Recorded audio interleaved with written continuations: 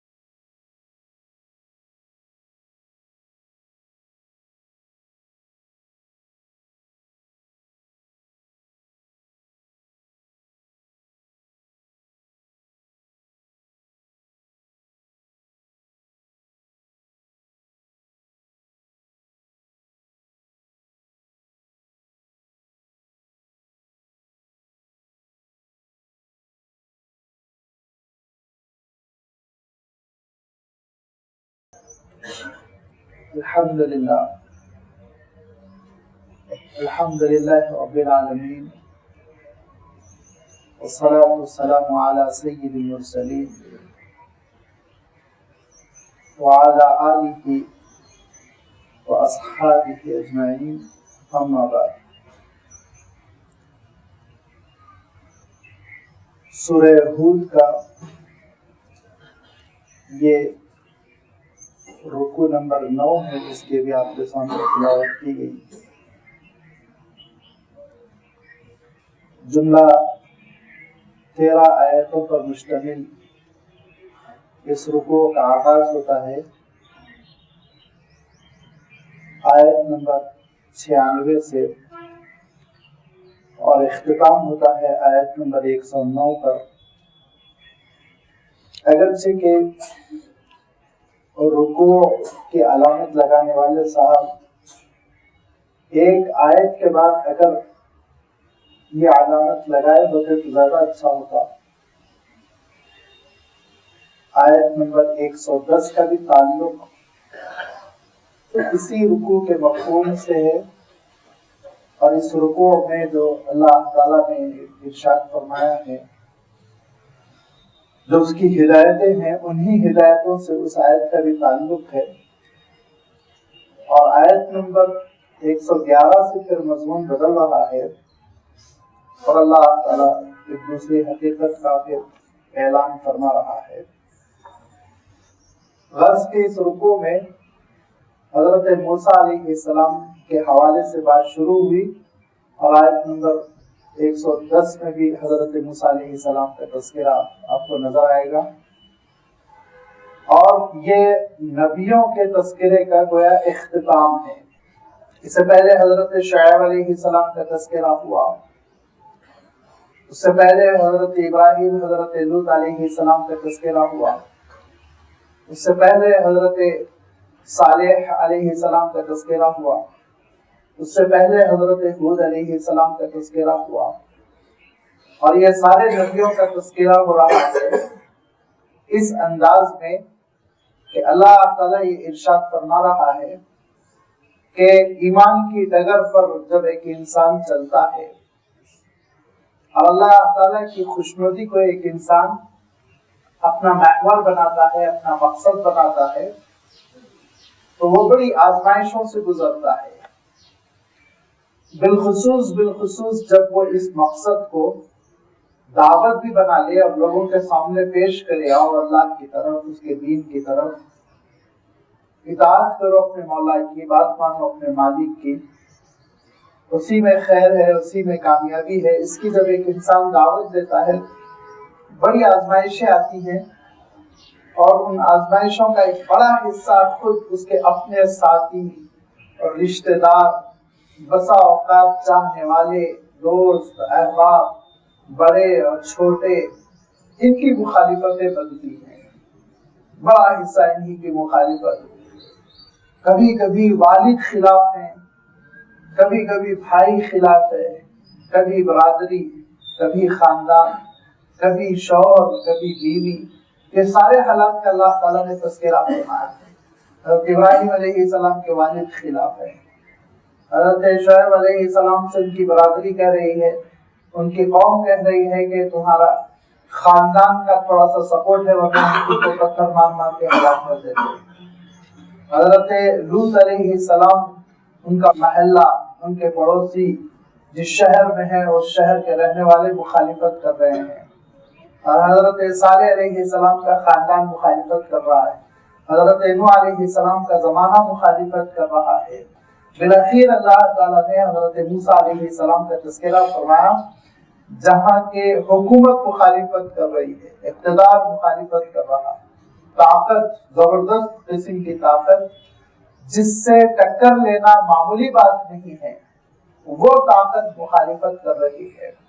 یہ سارے حالات میں ایک انسان کو جو پیغام ملتا ہے، اور بالخصوص ہم لوگوں کو جو پیغام ملتا ہے وہ تو ہے ہی بہت اہم، لیکن خود اللہ کے رسول صلی اللہ علیہ وسلم کے زمانے میں صحابہ کو جو پیغام دیا جا رہا ہے، جو میسج پاس کیا جا رہا ہے، وہ یہ کہ دیکھو یہ کوئی نئے حالات نہیں ہے، یہ کوئی نئی سچویشن نہیں ہے، ایسا نبیوں کے ساتھ بھی ہوا ہے۔ کسی کی والدہ خلاف ہے، کسی کے والد خلاف ہے، کسی کے پورا خاندان لڑ رہا ہے، اور کسی کے لیے ماحول سازگار نہیں ہے، لہذا اس کو تم نئی بات نہ سمجھو، یہ ہو چکا ہے۔ اللہ کے دین کو اختیار اگر کرو گے، ایمان کے تقاضوں پر عمل کرو گے، اور اللہ تعالیٰ کی جانب لوگوں کو بلاؤ گے، تو ان حالات سے تم کو گزرنا ہے۔ باقی جو ظالم ہیں، باقی جو رہے مخالفت کرنے والے، ان کا معاملہ اللہ تعالیٰ کے ہاتھ میں چھوڑ دو، ان کا اللہ تعالیٰ کیا فرمانے والا ہے اس کا اللہ تعالیٰ نے آخری رکوع میں اشارہ فرمایا، بلکہ اس رکوع میں بھی آپ دیکھیں گے کہ چند اشارے ہیں، لیکن سورت کا اختتام جو ہوا اس انداز میں ہوا کہ اللہ تعالیٰ نے انہی سے خطاب کیا۔ اللہ تعالیٰ ان سے خطاب کر کے ارشاد فرماتا ہے کہ تمہاری مخالفتیں، زیادتیاں، ظلم یہ رنگ آئیں گی، یہ نہ سمجھو کہ ان کو بھلا دیا جائے گا، نہیں، یہ ریکارڈ ہو رہی ہیں، ان کو محفوظ کیا جا رہا ہے، لکھا جا رہا ہے، تمہارے نام اعمال میں یہ سب چیزیں درج کی جا رہی ہیں، بالآخر تم کو بھگتنا ہوگا۔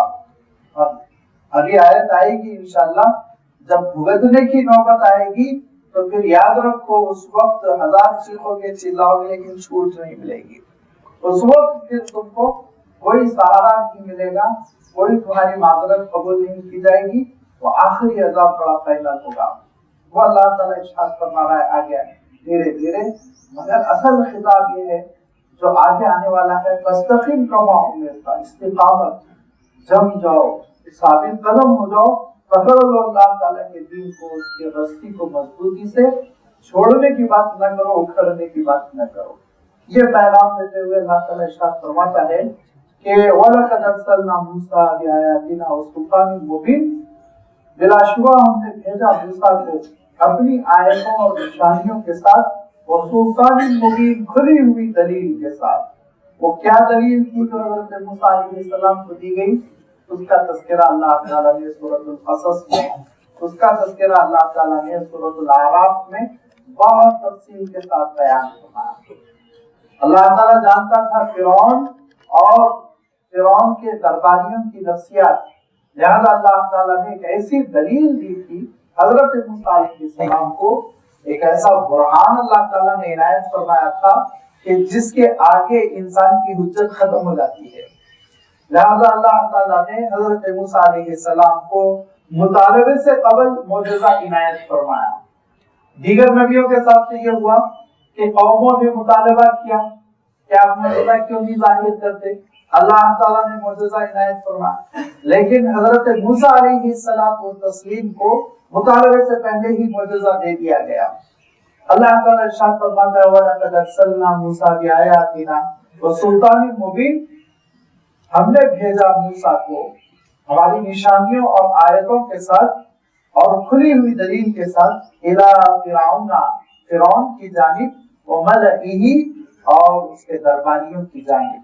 حضرت موسیٰ علیہ السلام کو حکم ہوا، آپ جانتے ہیں اس سے پہلے میں وضاحت کر چکا ہوں کہ حضرت موسیٰ علیہ السلام واپس ہو رہے تھے مدین سے، اور چھوٹا سا نجی قافلہ تھا، اس قافلے میں آپ کی اہلیہ اور ایک دو اور خادم رہے ہوں گے، اور جب وادی سینا میں پہنچے تو بڑی سردی تھی، دور کے دامن میں حضرت موسیٰ علیہ السلام نے ایک روشنی دیکھی، تو حضرت موسیٰ علیہ السلام کو اندازہ یہ ہوا کہ یا تو وہاں بستی ہے جس کی وجہ سے آگ جل رہی ہے، یا پھر کوئی قافلہ پڑاؤ ڈالا ہوا ہے اور وہ آگ لگایا ہوا ہے، بہرحال آگ لے لی جائے ان سے اور کسی طرح یہ ٹھنڈی رات گزاری جائے اور اس صبح پھر سفر جاری رہے۔ حضرت موسیٰ علیہ السلام اس نیت کے ساتھ اپنے گھر والوں کو اسی مقام پر ٹھہراتے ہیں اور خود آگے تشریف لاتے ہیں، تو اللہ تعالیٰ کی جانب سے حکم ہوتا ہے کہ اِنَّكَ بِالْوَادِ الْمُقَدَّسِ طُوَىٰ، آپ ایک مقدس سرزمین میں ہے موسیٰ، فَخْلَعْنَ عَلَيْكَ، دوسری جگہ ارشاد فرمایا کہ آپ اپنی چپل بھی اتار دیں اور آگے بڑھیں، اِنِّي أَنَا اللَّهُ، یہ جو آواز آ رہی ہے بانی تعالیٰ کی ہے، ارشاد فرمایا، اور یہ ارشاد فرمایا کہ موسیٰ ہم آپ کو نبوت اور رسالت سے نواز رہے ہیں، اور آپ کی ڈیوٹی یہ ہوگی، آپ کی ذمہ داری یہ ہوگی کہ فرعون کو للکارنا ہے، اس کو ٹھیک ٹھاک کرنا ہے۔ اذهب الى فرعون انه طغى، بہت بے قابو ہو گیا ہے، بڑا ظالم بن گیا ہے، اس کو سدھارنا ہے۔ تو حضرت موسیٰ علیہ السلام نے اللہ تعالیٰ کے دربار میں دو معروضے رکھے۔ ایک بات کی ارشاد فرمائی کہ مولا میں تو ایک ایسے معاملے کے ساتھ نکلا تھا، 10 سال پہلے جھگڑا ہو گیا تھا، ایک شخص میرے ہاتھ مارا گیا تھا فرعون کے خاندان کا، تو وہ تو مجھے پکڑتے ہی سولی پہ چڑھائیں گے، وہ کہاں میری بات سنیں گے۔ دوسری بات ہے اللہ، میری زبان جو ہے وہ قبطی زبان نہیں ہے، فرعون کی لینگویج نہیں ہے، میں دوسری زبان بولتا ہوں، میری مادری زبان ہیبرو ہے، عبرانی ہے، وہ میں روانی کے ساتھ بولتا ہوں۔ قبطی زبان میں تو طلاقت نہیں ہے، تیزی سے نہیں بول پاتا ہوں، اٹک اٹک کے بولتا ہوں، وہ فرعون کی اصل زبان ہے، اور اس میں فرعون کو سمجھانا ہے، لازمی بات ہے، وہ عبرانی میں نہیں سمجھ پائے گا تو یہ کیسا معاملہ ہوگا۔ تو اللہ تعالیٰ ارشاد فرماتا ہے رہا معاملہ جہاں تک تمہارے سولی کے چڑھانے کا، تو اس سے بے فکر ہو جاؤ، کچھ نہیں کر سکیں گے، تم کو ہاتھ نہیں لگا سکیں گے۔ اور اگر تم یہ سمجھتے ہو کہ قبطی زبان بولنے میں دقت پیش آئے گی تو ایسا کرتے ہیں کہ ہارون کو بھی تمہارے ساتھ کر دیتے ہیں، کیونکہ خود حضرت موسیٰ علیہ السلام نے دعا کی تھی کہ اللہ ہارون کو بھی میرے ساتھ آپ کر دیں، کیونکہ وہ قبطی زبان بہت آسانی سے بولتے ہیں، بہت ہی رواں بولتے ہیں اور بہت اچھی بولتے ہیں، لہذا وہ میرے معاون بن جائیں گے تو کام آسانی سے ہوگا۔ اللہ تعالیٰ نے دعا قبول کر لی۔ حضرت موسیٰ علیہ السلام، حضرت ہارون علیہ السلام دونوں فرعون کے دربار میں پہنچتے ہی وہ دلیل پیش کر دی جس دلیل کا سلطانی مبین کہہ کے اللہ تعالیٰ نے تذکرہ فرمایا، وہ حجت، وہ سلطان کہتے ہیں اسی دلیل جو بہت کھلی ہوئی، اہم، طاقتور، جس کے بعد پھر انسان کچھ کہہ نہ سکے۔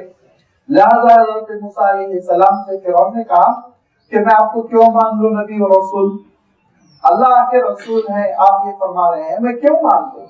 تو حضرت موسیٰ علیہ السلام نے اپنے ہاتھ کو اپنے بازو سے نکالا تو چاند کی طرح چمک رہا تھا۔ عقل حیران تھی فرعون کی اور اس کے درباریوں کی، وہ اس سلسلے میں کوئی جواب نہیں دے سکتے تھے، اور چھڑی پھینکی تو وہ اژدہے میں تبدیل ہو گئی، سانپ کی شکل میں تبدیل ہو گئی۔ اور لازمی بات ہے یہ ایسی دلیل تھی کہ فرعون اور اس کے درباری گونگے ہو گئے تھے، انہوں نے کوئی جواب نہیں دیا۔ حضرت موسیٰ علیہ السلام نے اب سمجھانا شروع کیا، پروردگار عالم کون ہے، خالق کون و مکان کون ہے، کس نے اس کائنات کو پیدا کیا، اس کے سامنے تم کتنے مجبور ہو، کتنے چھوٹے ہو، کتنے نہتے ہو، تمہاری کیا حیثیت ہے، اتنے کمزور ہو کہ تھوڑی سی حکومت اللہ تعالیٰ نے دے دی مختصر سے زمانے کے لیے تو تم اچھل گئے، آپے سے باہر ہو گئے اور لوگوں پہ ظلم کرنے لگے، اور بچوں کو تم ایسے کاٹتے ہو جیسے انسان مرغی کو نہ کاٹے، اور تم انسانوں کے دشمن، انسانوں کو بانٹ رکھے ہو ذات پات کی بنیاد پر، علاقوں کی بنیاد پر، لہذا تم اللہ کی اطاعت کرو، فرما برداری کرو، اس کے دربار میں سجدہ کرو اور غیر اللہ کا انکار کرو، انصاف کرو۔ حضرت موسیٰ علیہ السلام نے اس دعوت کے ساتھ دوسری بات یہ ارشاد فرمائی کہ بنی اسرائیل کو چھوڑ دو، ان پر ظلم نہ کرو۔ فرعون نے حضرت موسیٰ علیہ السلام کی مخالفت کرتے ہوئے کئی نعرے بلند کیے، اپنے تئی بڑی ذہانت کا کام لیا، بڑی چابک دستی سے اس نے کہا یہ پولیٹیکل ایشو ہے اور یہ جو ہے دراصل حکومت حاصل کرنا چاہتے ہیں، لہذا ان کو ڈال دو جیل میں، ختم کر دو، اور اس طرح پھر وہ جادوگروں کا بڑا مظاہرہ ہوا، حضرت موسیٰ علیہ السلام غالب آئے۔ لیکن اللہ تعالیٰ ارشاد فرماتا ہے اِلَىٰ فِرْعَوْنَ وَمَلَئِهِ فَاتَّبَعُوا أَمْرَ فِرْعَوْنَ، نادان سردار وہ فرعون ہی کی اتباع کرتے رہے، اسی کی بات مانتے رہے، حالانکہ وما امر فرعون برشید، فرعون کی بات سنجیدہ نہیں تھی، سمجھ میں آنے والی نہیں تھی، اس کی بات میں کوئی لاجک نہیں تھی، عقل مندی کی، دانائی کی بات نہیں تھی، لیکن ان احمقوں نے بات مانی تو فرعون کی مانی۔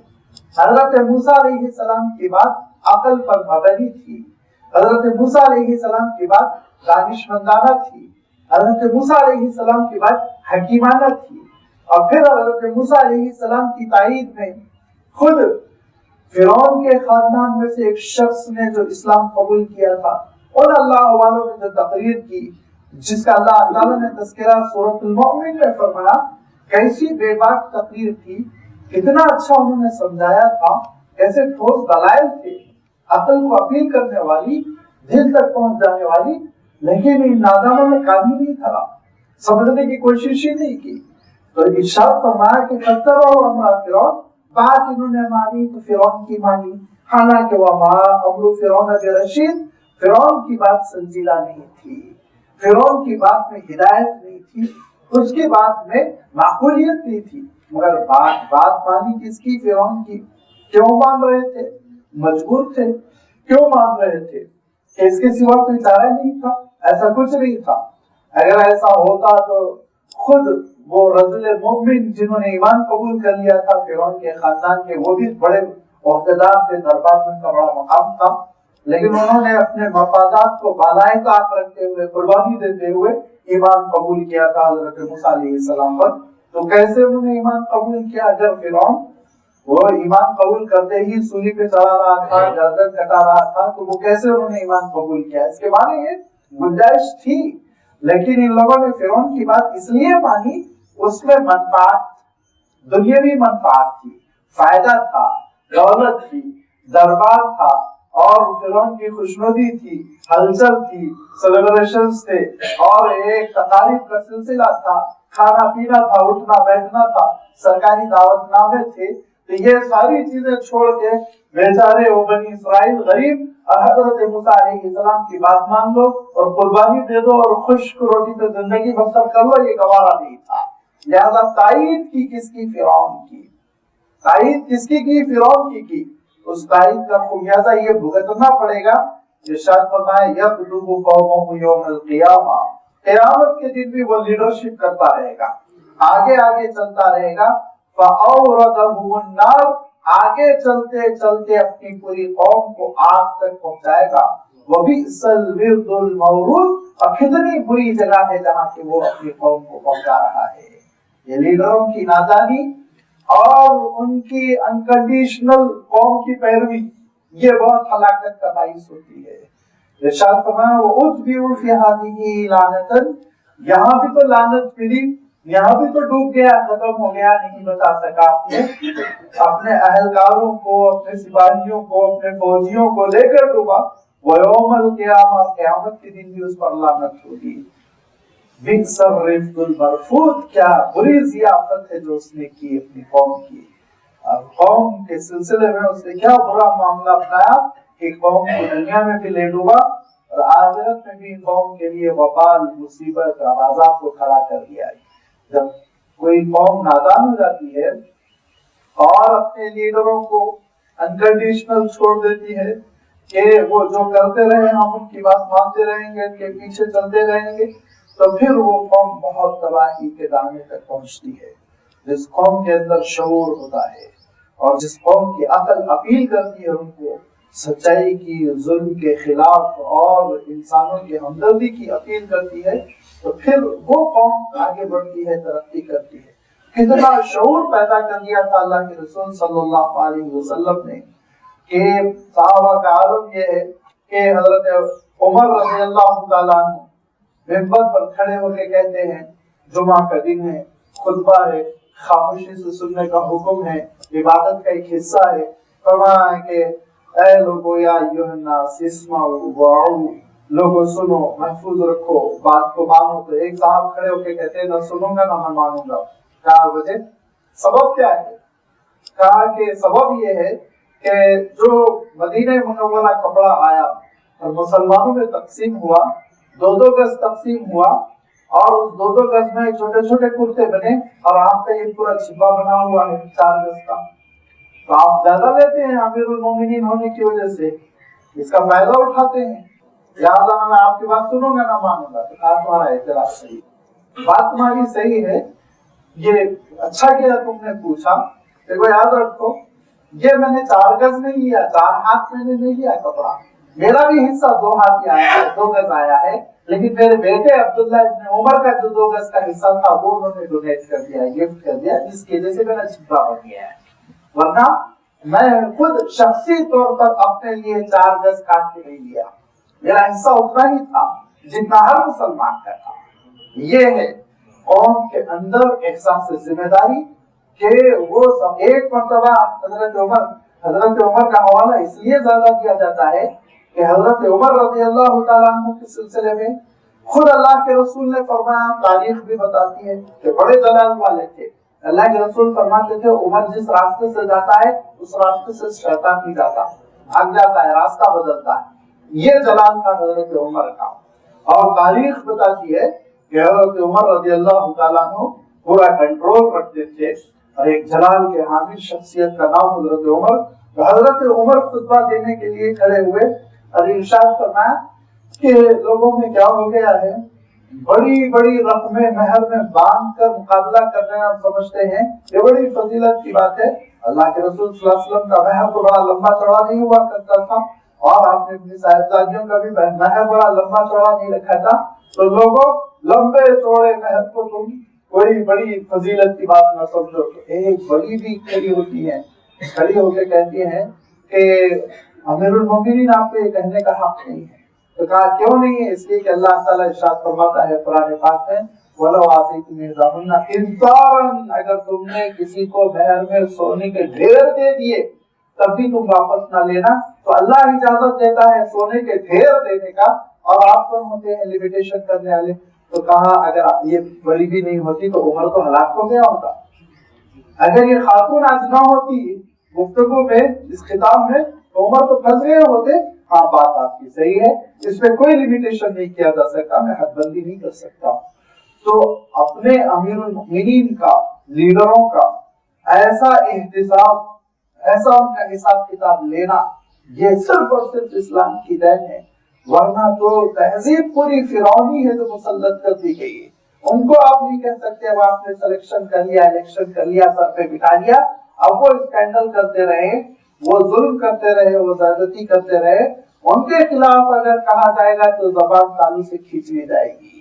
یہ تصور حکمرانوں کا اسلام اس کی تائید نہیں کرتا ہے۔ اللہ کے رسول صلی اللہ علیہ وسلم ارشاد فرماتے ہیں سب سے بڑا جہاد، بہترین جہاد یہ ہے کہ ظالم بادشاہ کے سامنے تم کلمہ حق بولو، سچی بات کرو، یہ فرعون کے حق میں اگر ان لوگوں نے سچی بات کہی ہوتی اور یہ کہا ہوتا کہ سرکار بات سمجھ میں نہیں آ رہی، آپ کیوں بنی اسرائیل کے جنگ کے در پہ ہے، کیوں کاٹتے ہیں آپ اور کیوں آپ پوجا کرتے ہیں سورج کی، کیوں اللہ کی عبادت نہیں کرتے؟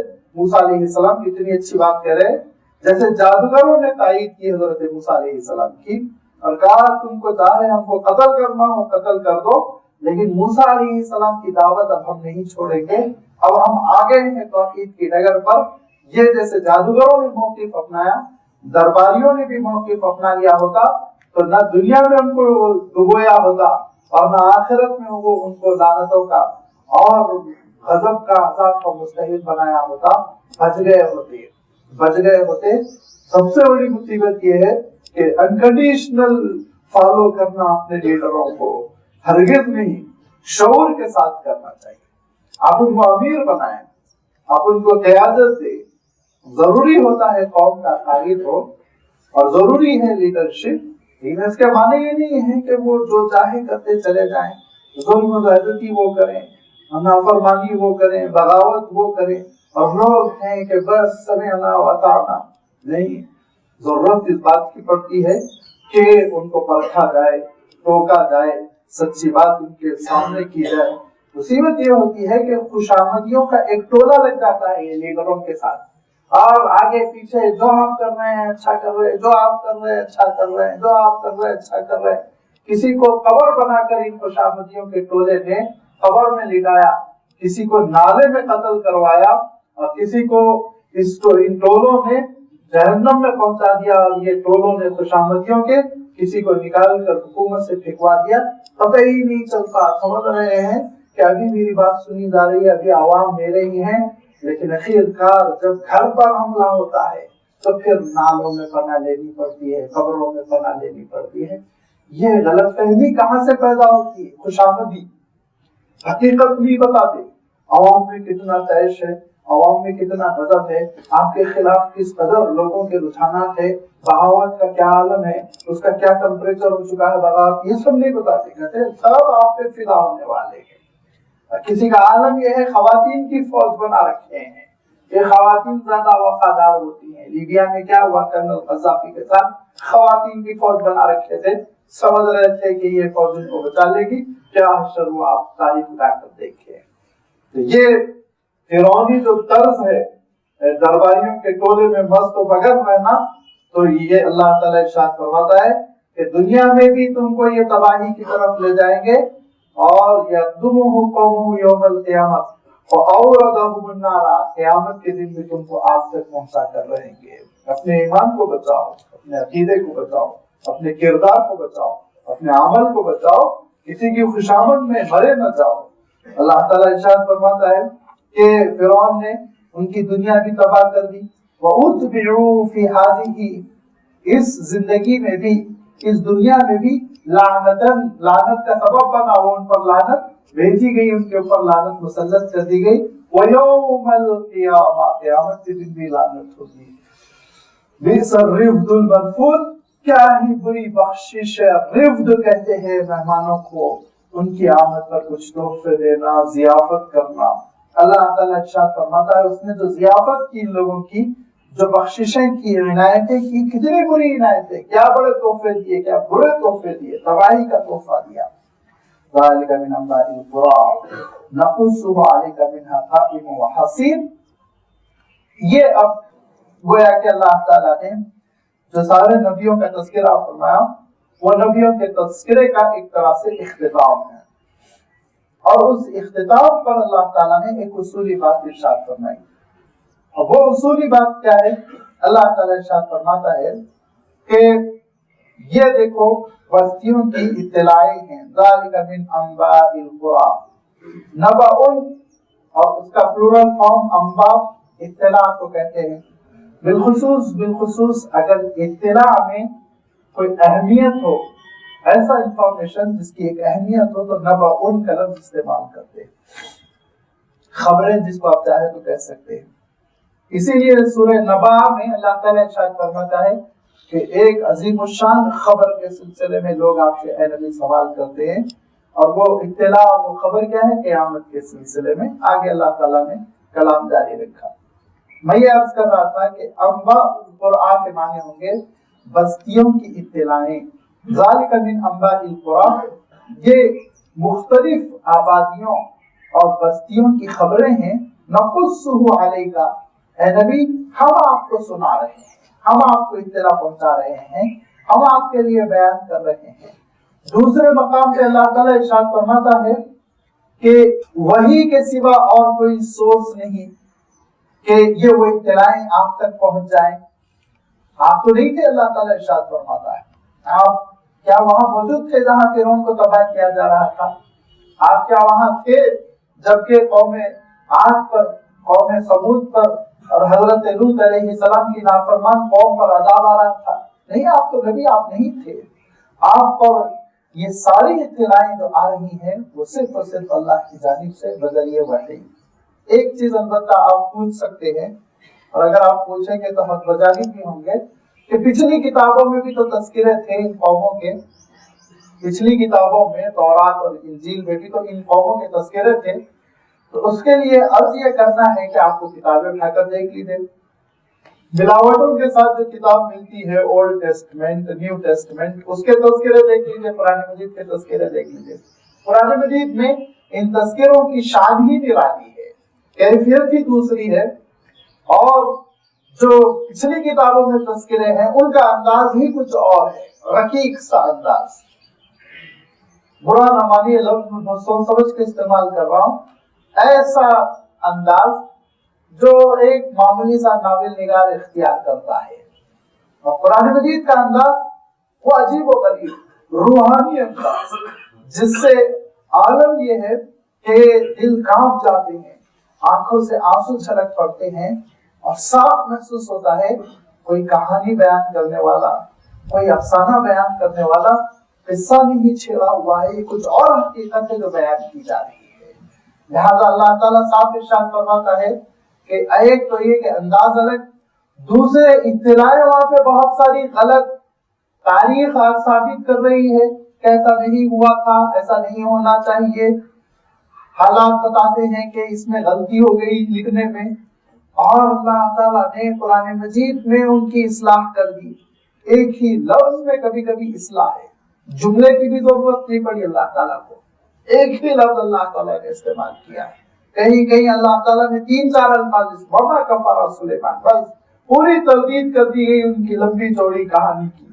تو یہ اللہ تعالیٰ نے اس شان کے ساتھ جو وحی نازل فرمائی، تو اس میں کسی قسم کی کوئی ملاوٹ اور کسی قسم کی کوئی دخل در اندازی کا شبہ نہیں۔ فرمایا ذالک من انباء القریٰ، یہ ہے وہ بستیوں کی اطلاعیں، نقصہ علیک، ہم نے آپ کے لیے اے نبی بیان کیا، منہا قائم وحصید، کیا شان لکھی قرآن مجید کی، فرمایا اس میں سے بعض آج تک آباد ہے، بعض تباہ ہو گئی، برباد ہو گئی، بعض آبادیاں ہیں ختم نہیں ہوئی، وہ اپنی جگہ پر آباد ہے، عذاب آ جانے کے بعد یہ آباد ہے، اور بعض ایسی ہیں جو ختم ہو گئی، نام و نشان بھی ان کا باقی نہیں رہا۔ احقاف کی وادی ختم ہو گئی، نام و نشان نہیں رہا۔ صدوم کی وادی ختم ہو گئی، حضرت لوط علیہ السلام کی نافرمان قوم پر جو عذاب آیا، سوائے پانی کے اور کوئی نام و نشان نہیں۔ اس کے مقابلے میں مصر آباد ہے، فرعون کی بستی آباد ہے، اور وہاں پر محل بھی بنے ہوئے ہیں، احرام بھی بڑے بڑے بنے ہوئے ہیں، اور نہ صرف یہ بلکہ ابو الہول کا مجسمہ بھی آج تک برقرار ہے۔ تو معلوم یہ ہوا اللہ تعالیٰ ارشاد فرماتا ہے بعضوں کو تو ہم نے ایسا تباہ کیا نیست تو نابود کہ نام و نشان باقی نہیں رہ گیا، بعض کو ہم نے بستی کو باقی رکھا، بستی والوں کو ہلاک کر دیا، ختم کر دیا، بستی کے باہر لے جا کے ختم کر دیا، بستی کے باہر لے جا کے ہم نے ان کو تباہ کر دیا۔ منہا قائم، بعض بستیاں آج بھی برقرار ہیں، وحصید، اور بعض ختم ہو چکی ہیں، باقی نہیں۔ وما ظلمناہم، ہم نے ظلم نہیں کیا، ہم نے ظلم نہیں کیا۔ رحمان بندوں پر ظلم نہیں کرتا، رحمان تو بندوں پر رحم ہی فرماتا ہے۔ اس کا عالم یہ ہے کہ وہ ہمیشہ ڈھیل دیتا ہے۔ اللہ کے رسول صلی اللہ علیہ وسلم ارشاد فرماتے ہیں کہ اللہ تعالیٰ ظالم کو اتنی ڈھیل دیتا ہے کہ آخری حد ہو جاتی ہے، جب اللہ تعالیٰ اگر فرماتا ہے تو آپ صلی اللہ علیہ وسلم ارشاد فرماتے ہیں لم یفلتہ، پھر نہیں وہ صاحب بھاگ سکتے، پھر بھاگ نہیں سکتے، پھر پھنس جاتے ہیں اور تباہ ہو جاتے ہیں۔ اور خود اللہ تعالیٰ قرآن مجید میں ارشاد فرماتا ہے کہ ظالم جو کچھ کر رہے ہیں تو تم یہ نہ سمجھو کہ اللہ تعالیٰ نعوذ باللہ غافل ہے، وَلَا تَحْسَبَنَّ اللَّهَ غَافِلًا عَمَّا يَعْمَلُ الظَّالِمُونَ، ظالم جو کچھ کر رہے ہیں اس سے ہرگز اللہ کو غافل نہ سمجھو۔ إِنَّمَا يُؤَخِّرُهُمْ لِيَوْمٍ تَشْخُصُ فِيهِ الْأَبْصَارُ، ٹھیک ہے مہلت دی جا رہی ہے اس وقت جبکہ آنکھیں ان کی پتھرا جائے گی، اور عالم یہ ہوگا کہ مخطئین مقنعی رؤوسہم سر جھکے ہوئے ہوں گے اور مصیبتوں کا انبار ہوگا، چہرے سیاہ ہو رہے ہوں گے، اور اس کے بعد جب اللہ کا ان پر عذاب نازل ہوگا تو پتہ چل جائے گا مہلت کس کا نام تھا۔ وما ظلمناہم، ہم نے ان پر ظلم نہیں کیا، ولکن ظلموا انفسہم، انہوں نے خود اپنے آپ پر ظلم کیا، کہ جب اللہ تعالیٰ نے مہلت دی تو اس پہ توبہ نہیں کی، نادم نہیں ہوئے، قدردانی نہیں کی کہ اللہ تعالیٰ موقع عنایت فرما رہا ہے، ختم ہو جاتا، برباد ہو جاتا، اللہ تعالیٰ نے پھر چانس دیا، پھر موقع دیا۔ لازمی بات ہے جب وہ چھوٹ پر چھوٹ پاتے رہے، نافرمانی پر نافرمانی کرتے رہے، یہاں تک کہ فائنل وقت آ گیا، فما اغنت عنہم، پھر اس موقع پہ جب عذاب آیا تو فما اغنت عنہم آلہتہم، ان کے خداؤں نے پھر ان کی کوئی مدد نہیں کی، ان کے خدا بے کس مجبور اپنے اپنے مقاموں پر پڑے رہ گئے، اللہ تعالیٰ کا فیصلہ نافذ ہو کر رہ گیا۔ فما اغنت عنہم آلہتہم التی یدعون من دون اللہ، وہ سارے جھوٹے خدا اللہ کو چھوڑ کر جن کو وہ خدا سمجھتے تھے، پکارتے تھے اور جن سے مدد طلب کرتے تھے، وہ من شیء کوئی کام نہیں بنا سکے، کسی قسم کا کوئی کام نہیں بنا سکے۔ کب؟ لما جاء امر ربک، جب تمہارے پروردگار کا حکم آ گیا۔ وما ظلمناہم ولکن ظلموا انفسہم، نہیں کیا ہم نے ان پر ظلم لیکن انہوں نے خود اپنی جانوں پر ظلم کیا، اور ان کے جھوٹے خدا جن کو وہ اللہ سے ہٹ کر پکارا کرتے تھے ان کے کوئی کام نہیں آ سکے جب اللہ کا حکم آ گیا۔ وما زادوہم غیر تتبیب، اور تباہی کے سوا ان کے معاملے میں کوئی چیز کا اضافہ نہیں ہوا، تباہی بڑھتی چلی گئی۔ تتبیب تبا، یہ کہتے ہیں تباہی کو، تبت یدا، یہ بھی سورہ ابو لہب میں آپ پڑھتے ہیں تو تبا کے معنی ہوتے ہیں برباد ہو جانا، ہلاک ہو جانا، تباہ ہو جانا۔ وما زادوہم غیر تتبیب، ان خداؤں نے ان کے حق میں تباہی کے سوا کسی چیز کا اضافہ نہیں کیا، کوئی کام نہیں آ سکے، برباد ہو کر رہ گئے بیچارے، اور ان کے خدا دیکھتے رہ گئے۔ وَكَذَلِكَ أَخْذُ رَبِّكَ إِذَا أَخَذَ الْقُرَىٰ، اور یاد رکھو یہی ہے اللہ کی شان، اسی طرح اللہ کی پکڑ ہوتی ہے جب وہ کسی بستی کو پکڑتا ہے، وَهِيَ ظَالِمَةٌ، جبکہ وہ ظالم ہوتی ہے، ایسا پکڑتا ہے کہ ان اخذہ علیم شدید، اس کی پکڑ بڑی دردناک اور بڑی شدید ہوتی ہے۔ کبھی اس کی پکڑ کا عالم یہ ہوتا ہے کہ طوفان سے تباہ کر دیتا ہے، کبھی آندھیاں چلاتا ہے، کبھی زلزلے سے بستی کو ختم کر دیتا ہے، کبھی بستیوں پر آگ برستی ہے۔ ابھی اٹھا کر دیکھیے، کل پرسوں کی تو بات ہے، بہت ہتھیار سپلائی کر رہے تھے شام کو، اور یہ ایک مرتبہ نہیں پوچھتے تھے کہ یہ بشار الاسد یہ تو بچوں کو ذبح کر رہا ہے، اور ایک ایک اسکول کے اوپر یہ بمباری کرتا ہے تاکہ سنیوں کی نسل چل نہ سکے، ختم ہو جائے، ایک ایک گاؤں یہ تباہ کرتا چلا رہا ہے۔ اپنے شہر، اپنے ملک کی 70,000 نہتی عوام کو ختم کر دینے والے ظالم کو ہتھیار دینے والوں پر کتنے ہزاروں پتھر برسے روس میں، یہ تاریخ اٹھا کر دیکھیے۔ پروردگار کی جانب سے جو فیصلہ آتا ہے یہ تو ابھی الارم ہے، الرٹ کرنے کے لیے۔ وہ سوچ لے اگر یہ ایک ایک 2-2 فٹ کے پتھر اگر یہ 100 اور 40 اور 50 ٹن کے ہو جائیں گے تو تمہاری بستی کہاں جائے گی؟ کیا ٹکڑے ہو جائیں گے تمہارے؟ کیسے تمہاری بلڈنگیں تہس نہس ہو جائیں گی؟ غور کرو پروردگار کی شان پر، اس کی قدرت پر۔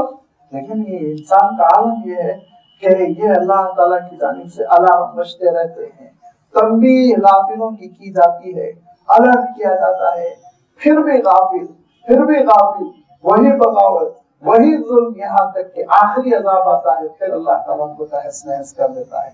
इरशाद फरमाया कि कितनी बस्तियां ऐसी हैं जो बहुत जालिम थी, बागी थी, जुल्म कर रही थी, तो फिर परवरदिगार की पकड़ आई। इन्ना अख़ज़हु अलीमुन, उसकी पकड़ बड़ी दर्दनाक होती है, अलमनाक होती है, तकलीफदेह होती है, शदीद बहुत सख्त होती है। इन्ना बत्श रब्बिका लशदीद, फिर उसके बाद से इंसान बच नहीं सकता। यह आखिरी पकड़ आने से पहले तौबा करो, तुमको बर्बाद कर दिया जाए उससे पहले तुम तौबा कर लो, बस्ती तहस नहस कर दी जाए उससे पहले तौबा कर लो। इन्ना फी ज़ालिका लआयतन लिमन खाफ़ अज़ाबल आखिरह, और इसमें बड़ी इबरत की बात है उन लोगों के लिए जो आखिरत के अजाब से डरते हैं। अब जिसको आखिरत का एहसास ही नहीं है, जो अपने आप को बंदरों की मानिंद समझता है, जो अपने आप को दरिंदों की मानिंद समझता है, जो अपने आप को सांप और बिच्छुओं की मानिंद समझता है, और ये समझता है कि हमारा काम छीनना है, खाना है, हमारा काम काटना है, मारना है, उसके बाद मर जाना है, खत्म हो जाना है, मट्टी में मिल जाना है, तो लाजमी बात है वो बगावत पर बगावत करेगा और अल्लाह के अजाब का शिकार होगा, इससे जबरदस्त अजाब का, जिसका अल्लाह ताला आगे इशारा फरमा रहा है। और जिसको आखिरत का एहसास है, जो बामकसद है, जो समझता है कि इस दुनिया में हम एक मकसद के साथ भेजे गए हैं, और वो मकसद अल्लाह की इबादत है, और वो मकसद अपने मौला की फरमाबरदारी और अपने मालिक की इताअत और तस्लीम और उसकी मखलूक के साथ हमदर्दी मोहब्बत के साथ जिंदगी बसर करना, जो इस तसव्वुर के साथ जीता है, तो फिर अल्लाह ताला की रहमतें उसके लिए, और अल्लाह ताला उसके लिए जन्नत की वो नेमतें तैयार किया हुआ है जिसका तज़किरा फरमा रहा है। इन्ना फी ज़ालिका लआयतन, बड़ी निशानी है, बड़ा सबक है, बड़ा दर्स है, किनके लिए? लिमन खाफ़ अज़ाबल आखिरह, जो आखिरत के अजाब से डरता है। जिसके पास ईमान नहीं है आखिरत का, तो आप समझ ले वो शुक्र बेमुहार है, वो ऐसा जानवर है जिसके मुंह में लगाम नहीं, वो तो जो चाहे वो करे। जिसको आखिरत का एहसास है, उसका आलम ये कि शदीद सर्दी की रातों में बीचों बीच रात के अल्लाह के दरबार में खड़ा हो जाना आसान है। और जिसके पास आखिरत का एहसास नहीं है, उसका आलम ये है कि हुकूमत डंडे मार मार के मस्जिद लाना चाह रही है और वो इधर छुप रहा उधर छुप रहा है। इसकी तफसीर आप देख लीजिए, माहौल बता रहा है, माहौल जता रहा है, माहौल आमादा कर रहा है नमाज को, चलो, लेकिन दिल में आखिरत का ईमान नहीं है, छुप रहे हैं, नमाज से छुटकारा हासिल करने की कोशिश कर रहे हैं, भाग रहे हैं। तो ये असल चीज जो इंसान के अंदर एहसास जिम्मेदारी पैदा करती है, वो आखिरत का यकीन, अल्लाह के रूबरू खड़े होना है, जवाब देना है, ये एहसास। और वहाँ ये एहसास जिसके अंदर है, ये सारी चीजें उसके लिए दर्स है, नसीहत है, इबरत है। और जिसके अंदर एहसास नहीं है, तो फिर तो पहुंचेगा वहीं जहाँ उसका ठिकाना है। बेशक इसमें निशानी है, इसमें दर्स है, इबरत का सबक है उनके लिए जो आखिरत के अज़ाब से डरते हों। आखिरत क्या है? ज़ालिका यौमुन, आखिरत वो दिन है, मजमूउन लहुन नास, जिस दिन सब लोग जमा कर दिए जाएंगे, ई कदर से आ कदर तक, हज़रत आदम अलैहिस्सलाम से लेकर क़यामत में मरने वाले आखिरी आदमी तक सब के सब खड़े होंगे अल्लाह के दरबार में। वज़ालिका यौमुन मशहूद, वो गवाहियों का दिन है, गवाहियों का दिन है। और ऐसी अजीब व गरीब गवाहियों का दिन है कि हर इंसान के साथ दो दो गवाह खड़े हुए होंगे, एक आगे और एक पीछे। और वो ऐसी गवाहियों का दिन है कि अल्लाह के रसूल और अल्लाह के अंबिया वो भी गवाही दे रहे होंगे। और वो ऐसी गवाहियों का दिन है कि आखिरी दर्जे की गवाही है कि अल-यौमा नख्तिमु अला अफ़वाहिहिम व तुकल्लिमुना अयदीहिम व तशहदु अर्जुलुहुम, कि उस दिन मुंह पर एक मरहला ऐसा आएगा, एक मौक़िफ़ ऐसा होगा कि मुंह पर मोहर लगा दी जाएगी, हाथ बोलेंगे, पैर बोलेंगे, जिस्म का एक एक हिस्सा इंसान के खिलाफ गवाही देगा। सिसक के हाथ कहेगा कि अल्लाह मैं तो नहीं करना चाहता था गुनाह, चोरी के लिए मुझे इस्तेमाल कर रहा था, बेईमानी के लिए इस्तेमाल कर रहा था, रिश्वत के लिए इस्तेमाल कर रहा था, اللہ اگر آپ مجھے علیحدگی دیتے اور اختیار دیتے تو میں یہ گناہ نہیں کرتا، لیکن میں تو مجبور تھا، اس کا تابع تھا، اس کا نروس سسٹم جو اعلان کرتا تھا، اس کا دماغ بھیجا دل جو حکم دیتا تھا وہ میں کرتا تھا۔ اللہ اس نے کیا ہے آپ کے خلاف، آپ کے حکم کے خلاف اس نے مجھ سے جرم کیا ہے، ہاتھ گواہی دے گا، پیر گواہی دے گا، مارے حیرت کے انسان کہے گا کہ کیسے تم بول رہے ہو میرے خلاف، میں تو سوچ بھی نہیں سکتا، میرے خلاف میرا ہاتھ بول رہا ہے۔ تو ہاتھ کہے گا انتقنی الذی انتقا کل شیء، جس نے دنیا میں تیری زبان کو قوت گویائی دی تھی، آج اس نے مجھے قوت گویائی دی، آج اس نے مجھے بولنے کی صلاحیت دے دی، تو میں بولوں گا، اب بولوں گا، سچ بولوں گا۔ دنیا میں تو مالک تھا میرا، آخرت میں تو میرا مالک نہیں ہے، میں اپنے مولا کا ہوں، اپنے رب کا ہوں، اپنے پروردگار کا ہوں جس نے مجھے پیدا کیا۔ وہ گواہیوں کا دن ہوگا اور گواہیوں کے دفتر ہوں گے، کھول دیے جائیں گے۔ ایک گواہی کا عالم یہ ہوگا کہ شاید جیسے اسکرین ہو، شاید جیسے کہ آپ کمپیوٹر پہ دیکھتے ہو اپنی سی ڈی چلا کے، ڈی وی ڈی چلا کے، ایسے ہی کوئی چیز ہوگی جس میں خود انسان دیکھ رہا ہوگا کہ وہ گناہ کر رہا ہے، حرام کر رہا ہے، رات کی تاریکی میں اپنے مولا کی نافرمانی کر رہا، وہ منظر دیکھ رہا ہوگا اور اس کا چہرہ سیاہ ہو رہا ہوگا اور اس کے رونگٹے کھڑے ہو رہے ہوں گے، اپنے بال نوچ رہا ہوگا، حلق میں کانٹے پڑ رہے ہوں گے۔ اللہ تعالیٰ ارشاد فرماتا ہے اس دن سارے انسان دو الگ الگ زمروں میں شفٹ ہو چکے ہوں گے اور منقسم ہو چکے ہوں گے۔ وَمَا نُؤَخِّرُهُ إِلَّا لِأَجَلٍ مَّعْدُودٍ، اس آخرت کے دن کو ہم نہیں ٹال رہے ہیں مگر اس لیے کہ ہم نے اس کا ایک وقت متعین کر دیا ہے، ورنہ تو یہ دنیا کے اس ڈرامے کو وقت سے پہلے ختم کر دینا چاہیے، بہت ہو گیا ہے، بڑا بگاڑ ہے انسان، بہت شیطان کا چیلا بن گیا، اس دنیا کو ختم کر دینا چاہیے۔ لیکن ہم چونکہ ایک وقت مقرر کر چکے ہیں، باری تعالیٰ فرماتا ہے وَمَا نُؤَخِّرُهُ إِلَّا لِأَجَلٍ مَّعْدُودٍ، کہ ہم نے ایک اجل، ایک وقت، ایک لمٹ طے کی، اس لمٹ تک اب اس دنیا کو بہرحال چلنا ہی چلنا، یہ ہمارا فیصلہ ہے۔ یہ اللہ رب العزت کا فیصلہ ہے جو اپنے فیصلوں میں بڑا حکیم ہے، بڑا دانا و بینا ہے۔ لہذا ارشاد فرمایا اس وقت تک تو دنیا چلے گی اور پھر جب وقت آ جائے گا پھر دنیا ختم کر دی جائے گی، یہ دنیا برباد کر دی جائے گی، یہ کائنات ختم کر دی جائے گی۔ جب وقت آ جائے گا تو اس سے پہلے کچھ چیزیں ایسی ظاہر ہوں گی جس کے بعد پھر اللہ تعالیٰ کا یہ فیصلہ کہ اس دنیا کو نیست و نابود کر دیا جائے، یہ فیصلہ اللہ تعالیٰ کا گویا کہ نافذ ہونے لگے گا، اور فیصلہ نافذ ہونے کے لیے حکم ہوگا کس کو؟ سور پھونکنے والے فرشتے کو، وہ سور پھونکیں گے۔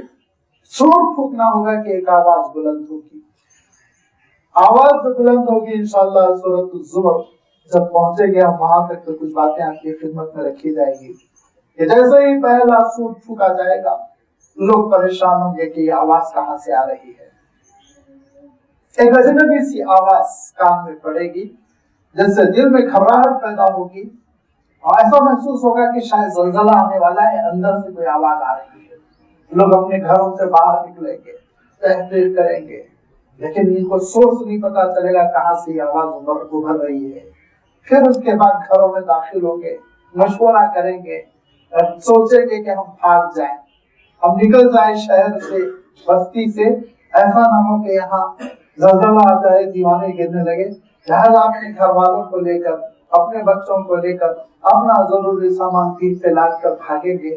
باہر نکلیں گے تو دیکھیں گے کہ ہر فرد اسی فکر میں ہے، سب کے سب سڑک پر آئے ہوئے ہیں، جس کا رخ جدھر ہو گیا اٹھ کے وہ بھاگ رہے ہیں۔ آواز بڑھتی چلی جائے گی اور جب آواز بڑھتی چلی جائے گی تو گھبراہٹ بھی بڑھتی چلی جائے گی، اور ایک مرحلے میں آواز اتنی تیز ہو جائے گی کہ زمین تھر تھر کانپنے لگے گی۔ یہ پورا جو گلوب آپ کا لٹک رہا ہے وہ ایسے کانپنے لگے گا جیسے پینڈولیم ہلتا ہے۔ اب زمین کا کانپنا، زلزلے کا آنا، ایسا زلزلت الارض زلزالہا، بس یہ عالم ایسا ہوگا کہ پھر نفسی کا عالم ہوگا۔ آہستہ سے اپنے صاحبزادے کا بھی ہاتھ چھوڑ دیں گے اور اپنی اہلیہ کا بھی ہاتھ چھوڑ دیں گے، اور ماں اپنے دودھ پیتے بچے کو بوجھ سمجھ کر کسی کنارے چھوڑ دے گی، میں تو بھاگ جاؤں، مجھے تو کہیں کوئی ٹھکانہ مل جائے۔ بھاگتے چلے جائے گا انسان، بھاگتا چلے جائے گا، اور عجیب حیرت انگیز منظر دے گا کہ وہ بھاگ رہا ہے، شیر بھی تو بھاگ رہا ہے، چیتا بھی بھاگ رہا ہے، شیر کو نہ بکری کا خیال ہے، بکری کو نہ شیر کا ڈر ہے، وحشی جانور بھی بھاگ رہے ہیں رخ اٹھائے ہوئے. اور پھر آگے بڑھے گا تو ایک منظر دیکھے گا کہ البحار سجرت کہ سمندر بھی کانپ رہا ہے، ابل رہا ہے، پک رہا ہے. جیسے ابلتی ہوئی ہانڈی سے پانی باہر گرتا ہے ویسے ہی اس کا پانی سمندر کا لبریز ہوتا چلا جا رہا ہے. لیکن یہ رکے گا نہیں، اور سور کی آواز بڑھتی چلی جائے گی یہاں تک کہ پھر عالم آخری عالم ہی ہو جائے گا کہ ستارے بھی ٹکرائیں گے ایک دوسرے سے، سورج بھی بجھ جائے گا، اور پھر وہ قیامت برپا ہو جائے گی جس قیامت کا اللہ تعالیٰ اعلان فرماتا چلا آیا ہے. اور جب قیامت برپا ہو جائے گی تو پھر اس کے بعد سے دیکھتے دیکھتے سب ختم ہو جائیں گے. یہ پہلا سور. دوسرا سور پھونکا جائے گا بالکل فنا، کوئی چیز باقی نہیں رہ جائے گی سوائے پروردگار کے. تیسرا سور پھونکا جائے گا، میدان حشر برپا ہوگا. میدان حشر جب برپا ہوگا تو انسان پتنگوں کی طرح اس زمین سے نکلنے لگیں گے. اس زمین کو آپ کھینچیے، کتنی لمبی ہو سکتی ہے ربڑ کی طرح آپ اندازہ کیجیے، اسی طرح یہ لمبی کر دی جائے گی. اور اس چڑیل زمین میں جس کے بارے میں فرمایا کہ اس میں نہ تم نشیب دیکھو گے نہ فراز، نہ اتارو گا نہ چڑھاؤ، بس ایک زمین ہوگی یہاں سے وہاں تک، ایک چڑیل سا میدان. اس میں انسان اپنے آپ کو پائے گا تو پھر سکتے میں رہے گا. اور ارشاد فرمایا بالکل ویسے کھڑے ہو جائیں گے جیسے کہ تم پیدا ہوئے تھے، جسم پر ایک دھاگا نہیں. یوم یأتی لا تکلم نفس الا باذنہ، اب خاموشی ہوگی، اپنی اپنی سوچی ہوگی. میدان حشر میں سب جمع ہو رہے ہوں گے اور پھر مرحلے ہوں گے. ایک مرحلے میں تو عالم یہ ہوگا ایک دوسرے کو دیکھیں گے، لعنت و ملامت کریں گے، کہیں گے میں تمہارا بھائی نہیں، میں تمہارا باپ نہیں، اپنا اپنا دیکھو، ہمارا تمہارا کوئی واسطہ نہیں، نسب نہیں، دوستی نہیں، رشتہ نہیں، سسرال نہیں، میکا نہیں. ایک مرحلے میں تو انسان یہ باتیں کرے گا، ایک دوسرے سے برات کا اظہار کرے گا، لا تعلقی کا اظہار کرے گا. ایک مرحلہ ایسا ہوگا جس میں عمومی طور پہ جرائم کے سلسلے میں پوچھا جائے گا. بہت جرم کرتے تھے دنیا میں، بتاؤ کہ کیا سبب تھا اپنے آپ کو اتنا 30 مرخہ سمجھتے تھے. سکتا رہے گا. ایک مرحلہ ایسا ہوگا یوم یأتی لا تکلم نفس الا باذنہ کہ اب جب سب میدان میں کر جائیں گے میدان حشر میں تو کوئی بھی شخص بات نہیں کر سکے گا الا باذنہ، جب تک کہ پروردگار کا حکم نہ ہو جائے، اس کی اجازت نہ مل جائے. بولو تمہاری بات یہ کیا کر کے آئے تھے دنیا میں. تو یہ ارشاد فرمایا کہ وہ عالم یہ ہوگا کہ یوم یقوم الناس لرب العالمین، رب العالمین کے لیے جب لوگ کھڑے ہو جائیں گے. یوم یقوم الروح والملائکۃ صفا، فرشتوں کی بھی لائن ہوگی، نبیوں کی بھی لائن ہوگی، اور رسول بھی سب بستہ کھڑے ہوں گے. حضرت جبرائیل سے لے کے سارے فرشتے سب بستہ کھڑے ہوں گے. اور اس کے بعد ارشاد فرمایا دھیرے دھیرے ہر ایک کی باری آ رہی ہوگی. رحمان جس کو اجازت دے گا وہ منہ کھولے گا، دوسرے کے اندر ہمت نہیں ہوگی کہ وہ کچھ بولے. لہٰذا اعلان ہوگا وامتاز اليوم ایھا المجرمون، مجرم تم الگ بچاؤ. اور ارشاد فرمائے گا کہ مجرموں کے چہرے بتلائیں گے کہ وہ مجرم ہیں. فمنهم شقی وسعید، ان میں سے کچھ تو بدبخت ہو جائیں گے، کچھ خوش بخت ہوں گے. جو مجرم ہوں گے ارشاد فرمایا فاما الذین شقوا ففی النار لهم فیہا زفیر وشہیق، ان کے لیے عالم یہ ہوگا کہ وہ قیامت کا دن 50,000 سال کے برابر ہو جائے گا. وقت کاٹے نہیں کٹے گا، باری نہیں آئے گی، تڑپ رہے ہوں گے اور کہہ رہے ہوں گے یا لیتنی کنت ترابا، یا لیتنی کنت ترابا، کاش میں مٹی میں ملا دیا گیا ہوتا، نسیہ منسیہ ہو گیا ہوتا، ختم ہو گیا ہوتا، کوئی پوچھنے والا نہ ہوتا. یہ تو وقت ہے کہ کٹی نہیں رہا، باری ہے کہ آ ہی نہیں رہی ہے. اور جب باری آئے گی تو اس سے زیادہ گرا وقت ان پر پہنچے گا. اور اس دن جب اللہ تعالیٰ پھر ان سے پوچھے گا کہ کس بنیاد پہ مجھ سے بغاوت کرتے تھے، کس بنیاد پر مجھ سے نافرمانی کرتے تھے، اپنی حقیقت کو سمجھا تھا تم نے، دو بالش تھے، اور پھر اس کے بعد تمہارے اندر اتنا غرور تکبر. لہذا فرمایا ففی النار، پھر ان کو آگ میں جھونکا جائے گا. لہم فیہا زفیر وشہیق، وہاں چیخنا اور چلانا ہوگا. زفیر کہتے ہیں جب انسان زور سے سانس چھوڑتا ہے تو جو آواز پیدا ہوتی ہے. شہیقن کہتے ہیں جب تڑپ کے سانس اندر کھینچتا ہے تو جو آواز پیدا ہوتی ہے وہاں سسکنا ہوگا, وہاں رونا ہوگا, وہاں چیخنا ہوگا, وہاں پکارنا ہوگا. خالدین فیہا ما دامت السماوات والارض, ہمیشہ ہمیشہ کے لیے ان مجرموں کو جہنم میں ڈال دیا جائے گا. الا ما شاء ربک, ہاں سوائے ان کے جن کے سلسلے میں پروردگار کی مشیت ہوگی. پروردگار کی مشیت کن کے سلسلے میں ہوگی وہ انشاءاللہ بھی میں بتاتا ہوں. ان ربک فعال لما یرید, پروردگار جو چاہے وہ کرے, اس کو کوئی پوچھنے والا نہیں. واما الذین سعدوا, رہے وہ لوگ جو خوش بخت ہوں گے نیک اعمال کی وجہ سے اللہ کی رحمتوں سے مالا مال ہوں گے. ففی الجنت خالدین فیہا, تو پھر جنت کی طرف جائیں گے اور ہمیشہ ہمیشہ ان کو جنت میں رہنا ہوگا. ما دامت السماوات والارض الا ما شاء ربک, اس وقت تک ان کو جنت میں رہنا ہے جب تک کہ وہ زمین و آسمان جو اس وقت بنائے جائیں گے, نئے زمین و آسمان. اللہ تعالیٰ ارشاد فرماتا ہے یوم تبدل السماوات غیر السماوات, اس دن اس آسمان سے ایک دوسرے آسمان کو بدل دیا جائے گا. یہ زمین کے مقابلے میں ایک دوسری زمین پیدا کر دی جائے گی. اور عرب کسی بھی کام کو یہ ہمیشہ ہوتا رہے گا یہ کہنا ہوتا تو ما دامت السماوات والارض کہتے تھے. اللہ تعالیٰ نے ان کے لب و لہجے کی بھی رعایت فرما دی اور یہ ارشاد فرما دی کو ہمیشہ ہمیشہ کو جنت میں رہنا ہے, اس وقت تک رہنا ہے جب تک کہ زمین و آسمان برقرار ہے, یعنی ہمیشہ جنت میں رہنا ہے. عطاء غیر مجزوز, نہ ختم ہونے والا یہ عطیہ ہے, نہ ختم ہونے والی یہ نعمت ہے, یہ وہ عطیہ ہے, یہ وہ اللہ کی بخشش ہے, یہ پروردگار کی وہ عنایت ہے غیر مجزوز جو ختم نہیں ہوگی, منقطع نہیں ہوگی, ہمیشہ بندوں کو ملتی رہے گی. لہذا جنت میں پہنچنے والے وہ ہمیشہ کے لیے جنت میں پہنچ جائیں گے, جہنم میں پہنچنے والے وہ ہمیشہ کے لیے جہنم میں پہنچ جائیں گے.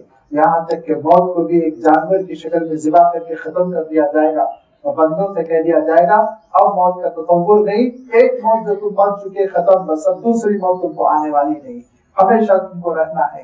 مگر جہنم میں پہنچنے والوں کا عالم یہ ہوگا کہ اللہ کے رسول صلی اللہ علیہ وسلم ارشاد فرماتے ہیں جب لوگ پریشان ہوں گے اور کہیں گے کہ ہمارے جد امجد تو حضرت آدم علیہ السلام ہیں, ابا تو حضرت آدم علیہ السلام ہیں, وہ ہم کو بچا لیں گے, بھاگو بھاگو حضرت آدم کے پاس. لہذا حضرت آدم کے پاس جائیں گے تو حضرت آدم علیہ السلام فرمائیں گے کہ میں تو یہ ہمت نہیں کر پا رہا ہوں, میں تم کو اللہ سے سفارش کر کے بچا لوں, یہ میں ہمت نہیں کر پا رہا ہوں. ایک معاملہ ہو گیا تھا, جنت میں ایک درخت کو نہیں چکنا تھا, میں چک لیا, میں خود اس سے ڈر رہا ہوں کیا ہونے والا ہے. بھاگے بھاگے حضرت ابراہیم علیہ السلام کے پاس جائیں گے کہ اللہ کے خلیل اور اللہ تعالیٰ کے محبتوں کے مرکز رہے ہیں, حضرت ابراہیم بچائیں گے تو حضرت ابراہیم علیہ السلام ایک عذر بیان کریں گے کہ نہیں میں بھی اس لیے نہیں کر سکتا ہوں, مجھے خود اندیشہ ہے کہ ایک معاملے میں نے اس طرح کی گفتگو کی تھی نمرود سے نہیں بلکہ مصر کے بادشاہ سے, جس میں بظاہر اس کو ایسا میں نے رخ دیا تھا کہ اس کی وجہ سے جھوٹ کا سا اندیشہ ہوتا ہے, لہذا میں اس معاملے میں نہیں پڑھ سکتا. حضرت موسیٰ علیہ السلام کے پاس دوڑیں گے, حضرت عیسیٰ علیہ السلام کے پاس دوڑیں گے, لیکن کوئی بھی یہ نہیں کہے گا کہ میں ہمت کر رہا ہوں کہ سفارش کر رہا ہوں. یہاں تک کہ لوگ پہنچیں گے آپ صلی اللہ علیہ وسلم کے پاس, آپ صلی اللہ علیہ وسلم ارشاد فرمائیں گے کہ میں کوشش کر رہا ہوں تمہارے لیے. ایک سجدے میں اللہ کے رسول صلی اللہ علیہ وسلم گر جائیں گے اور اللہ کے رسول صلی اللہ علیہ وسلم ارشاد فرماتے ہیں وہ اللہ تعالیٰ مجھے کلام عنایت فرمائے گا جس کا آج تصور بھی نہیں, وہ اس کی حمد و ستائش کروں گا, اس کی وہ تعریف کروں گا. کتنی مدت اللہ کے رسول صلی اللہ علیہ وسلم سجدے میں رہیں گے پتہ نہیں.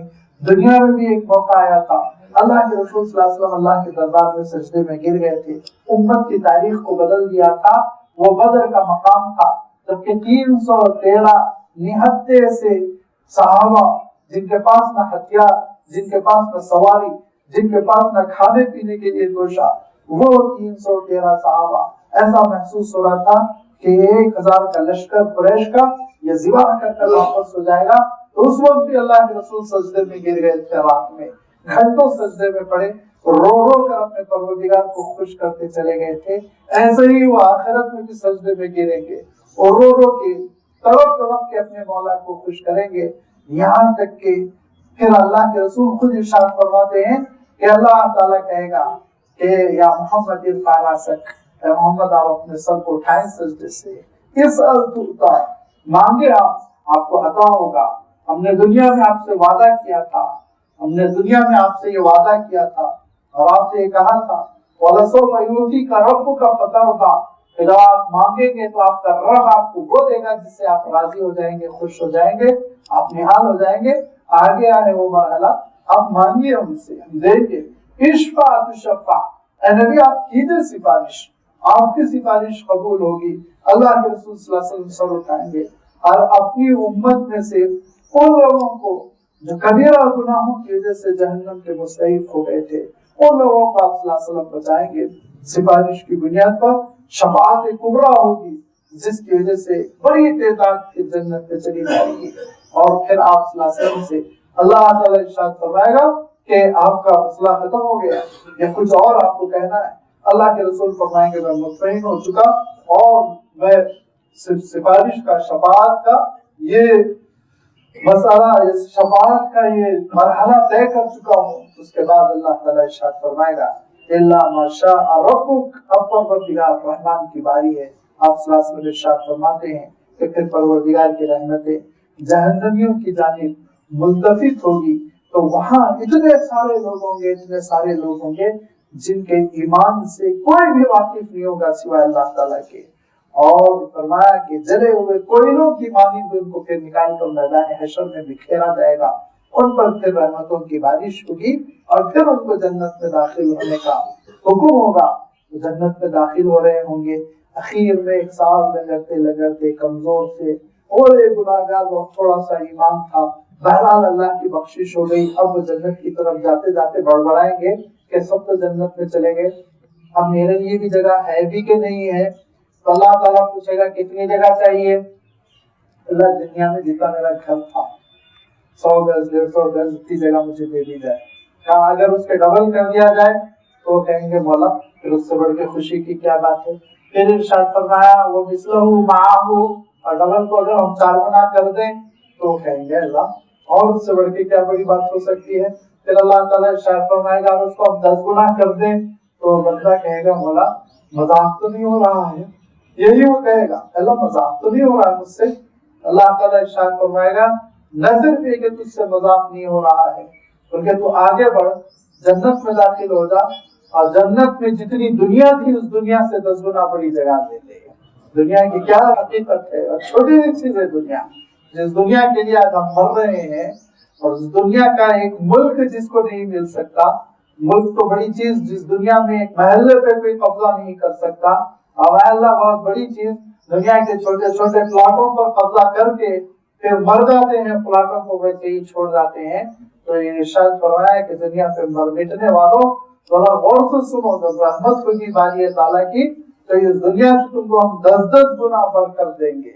रहमान की रहमतों की तरफ आगे तो बढ़ो। फला तकुफी मिरियती में माया तो हाबुला, ये लोग जो कूद रहे हैं दुनिया को, लक्ष्मी को, दौलत को, उसके सिलसिले में ईमान वालों शक शुबे में न पड़ो, इनकी कोई हकीकत नहीं। एतमाद के साथ रहो, कॉन्फिडेंस के साथ, यकीन के साथ तुम्हारे पास ईमान, तुम्हारा परवरदिगार तुम्हारा है। मा याबुदूना इल्ला कमा याबुदु आबाउहुम मिन क़ब्ल, इनके आबा अजदाद भी ऐसे ही बेहकीकत चीजों को पूछते रहे। कोई काली देवी को पूछता रहा, कोई सरस्वती को पूछता रहा, कोई लक्ष्मी को पूछता रहा, कोई दौलत को पूछता रहा, कोई जमीन को पूछता रहा, कोई दरिया को पूछता रहा, कोई दरख्त को पूछता रहा। लिहाजा इसकी कोई हकीकत नहीं है। हकीकत है तो इतनी है कि हमारा ये फैसला है, हमारा ये फैसला है। हर इंसान की हमने तकदीर बना दी है और हर इंसान को उसकी तकदीर के बराबर हम उस तकदीर में जो लिखा है वो हिस्सा हम पूरा पूरा देंगे, महरूम नहीं करेंगे। इसीलिए वो दुनिया में जिंदगी बसर कर रहे हैं। वइन्ना लमुवफ़्फ़ूहुम नसीबहुम, उनकी तकदीर का उनको मिलेगा। ये रहमान का फैसला है, अटल फैसला है, ये मौला का अटल फैसला है कि जितना अल्लाह ताला ने मुतय्यन फरमाया तो अबू जहल को भी मिलेगा, अबू लहब को भी मिलेगा, वो फिरौन को भी मिला, वो नमरूद को भी मिलेगा, वो बड़े से बड़े जालिम को भी मिलेगा, वो बड़े से बड़े वो डाकू को भी मिलेगा, नाफरमान को भी मिलेगा। لیکن یاد رکھو جنت جو ہے وہ تمہاری وہ عبادت پر ملے گی، اطاعت پر ملے گی، اللہ سے تعلق پر ملے گی۔ وَإِنَّا لَمُوَفُّوهُمْ نَصِيبَهُمْ غَيْرَ مَنقُوصٍ، جو حصہ ہم نے ان کا متعین کر دیا اس میں ہم کمی نہیں کریں گے۔ شرک کی وجہ سے، بے ایمانی کی وجہ سے، غنڈہ گردی کی وجہ سے، ناجائز کاموں کی وجہ سے، دنیا کے جو اللہ تعالیٰ نے دنیا کی عارضی جو چیزیں متعین فرمائی اس میں کمی نہیں کی جائے گی۔ یہ ہے وہ چیز ہے جو حضرت موسیٰ علیہ السلام پر بھی نازل کی گئی تھی، لیکن کھو دیا یہودیوں نے حضرت موسیٰ علیہ السلام کی میراث کو۔ وَلَقَدْ آتَيْنَا مُوسَى الْكِتَابَ فَاخْتُلِفَ فِيهِ وَلَوْلَا كَلِمَةٌ سَبَقَتْ مِن رَّبِّكَ لَقُضِيَ بَيْنَهُمْ، پروردگار کا اگر یہ فیصلہ نہ جاری ہو گیا ہوتا کہ دنیا کی زندگی تو گزارنا ہی ہے، لَقُضِيَ بَيْنَهُمْ، تو کب کہ ان کو ختم کر دیا ہوتا۔ وَإِنَّهُمْ لَفِي شَكٍّ مِّنْهُ مُرِيبٍ، اور شک و شبہ میں پڑے رہنے والے۔ آگے اللہ تعالیٰ نے پھر امت سے، انسانوں سے خطاب فرمایا کہ مولا کی خوشنودی تم کیسے حاصل کر سکتے ہو، جو گویا اس صورت کا خلاصہ فیسٹ ہے، اور اس سے ہم پھر اپنے اعمال کو سنوار سکتے ہیں۔ انشاءاللہ آئندہ ایک بار اس کے وضاحت کی خدمت میں رکھی جائے گی۔ وآخر دعوانا ان الحمد للہ رب العالمین۔